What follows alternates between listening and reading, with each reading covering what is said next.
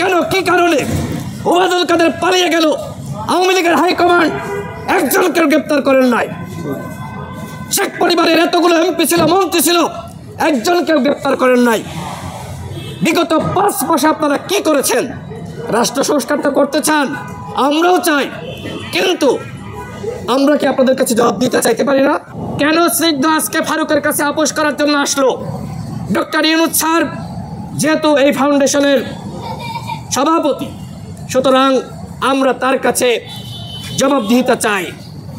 কেন এইখানে তিনি আসলেন? স্নিগ্ধ, তাকে তো আমরা মুগ্ধের ভাইয়ের কারণে সম্মান করি, তার অবদান গণঅভ্যুত্থানে ছিল কিনা জানি না, কিন্তু একমাত্র মুগ্ধের ভাই যে কথা এখনো পর্যন্ত আমাদের কানে বাজে, এই পানি লাগবে পানি, এবং এই একটি বক্তব্য ভিডিও যেভাবে মানুষকে উদ্বেলিত করেছিল, আন্দোলনে অনুপ্রেরণা এবং সাহস জাগিয়েছিল, সেই শহীদ মুগ্ধের প্রতি আমাদের শ্রদ্ধা।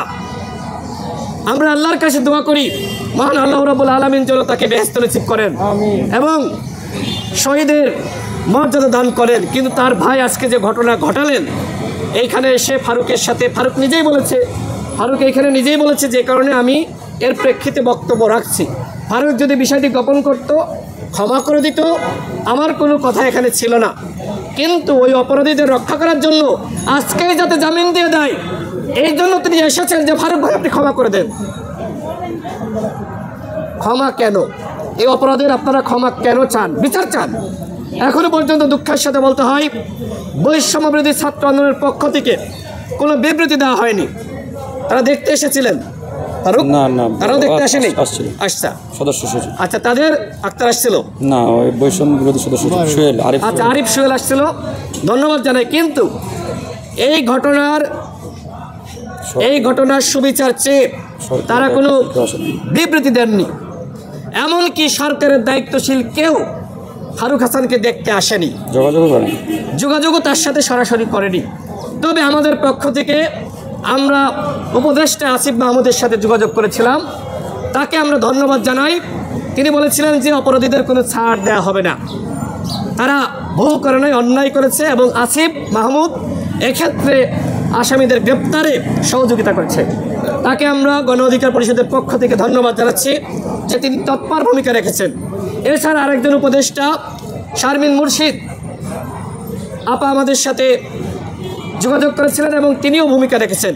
কিন্তু এই যে স্বরাষ্ট্রমন্ত্রীর যে ধরনের নির্বিকার আচরণ, চুপ থাকা, ঘটনার এত সময় পরেও অপরাধীদের গ্রেপ্তারে অনীহা, ওই আওয়ামী লীগের মতন ছাত্রলীগের নেতাদেরকে শেল্টার দেওয়া, ইনিয়ে বিনিয়ে রক্ষা করার পায়তারা করা, একই ধরনের আচরণ আমরা দেখলাম। আমরা বলতে চাই, আজকে যদি আসামিদের জামিন দেওয়া হয়, আমরা ধরে নিব এক্ষেত্রে রাঘব বোয়াল যারা ছিল তারা তাদেরকে রক্ষা করেছে এবং জামিনের ক্ষেত্রে তারা ভূমিকা রেখেছে। বিচার বিভাগকে আওয়ামী লীগের আমলে আমরা দেখেছি কিভাবে ব্যবহার করা হয়েছে, কলুষিত করা হয়েছে। এই সরকারের আমলে যদি বিচার বিভাগের স্বাধীনতা না থাকে, সেখানে হস্তক্ষেপ করা হয়, সেটি আমরা মানব না।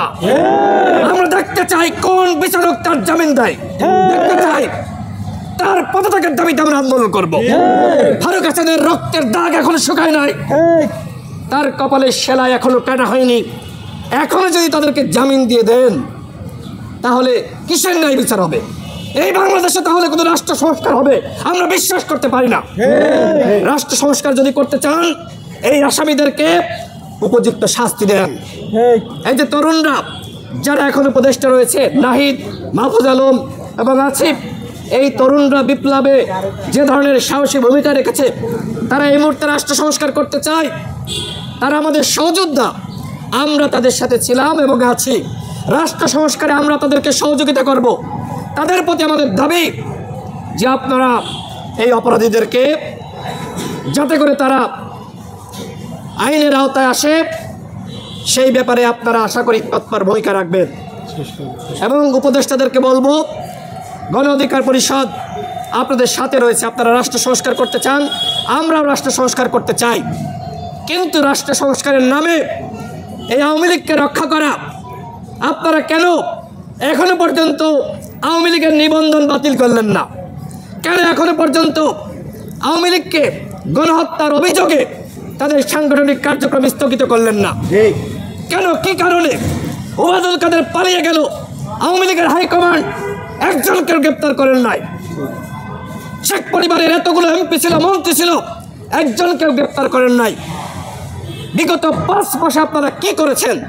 রাষ্ট্র সংস্কার তো করতে চান, আমরাও চাই, কিন্তু আমরা কি আপনাদের কাছে জবাব দিতে চাইতে পারি না? কি করলেন আপনারা?